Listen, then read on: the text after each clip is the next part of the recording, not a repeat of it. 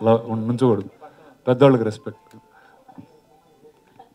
కలిసి చూడలేదు సార్, బాగున్నారు సార్, బాగున్నారు సార్, బాగున్నారు, చాలా బాగున్నారు సార్.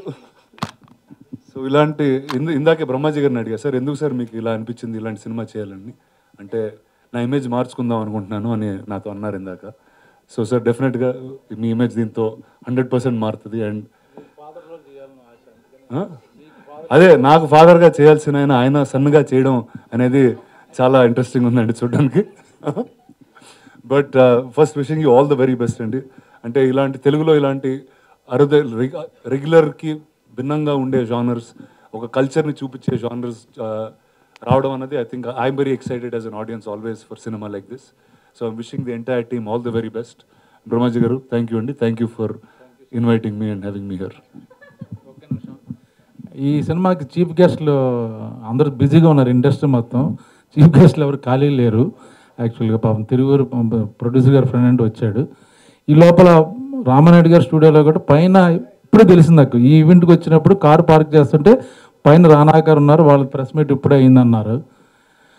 వాళ్ళు ఏదో చాలా సీరియస్ డిస్కషన్లో ఉన్నారు, ఏదో డోర్ తీసుకుని వెళ్ళిపోయి కింద ఈవెంట్ జరుగుతుంది ఒకసారి ట్రైలర్ రిలీజ్ చేసి వచ్చే అన్నాను. నిజంగా వచ్చేసాడు.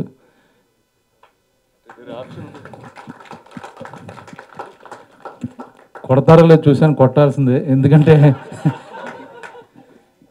ఇంత డౌన్ టు ఎర్త్ హీరో నేను ఎప్పుడు చూడలేదు. మంచి బ్యూటిఫుల్ హ్యూమన్ బీయింగ్, చిన్న సినిమాలకు ముందుంటాడు. అంటే ఇప్పుడు ఇంత సామ్రాజ్యానికి అధినేత అయినా ఆయన పిలవడానికంటే వన్ వీక్ బిఫోర్ మెసేజ్లు పెట్టి అలా ట్రై చేసి వెళ్ళి కలిసి ఓ రోజు ముందెళ్ళి పిలిస్తే కానీ ఎవరు రారు. అది బట్ యాక్చువల్గా అది correct.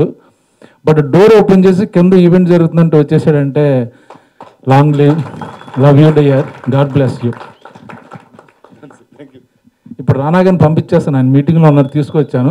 Thank you so much Rana గారు, thank you so much once again, thank you for gracing our event.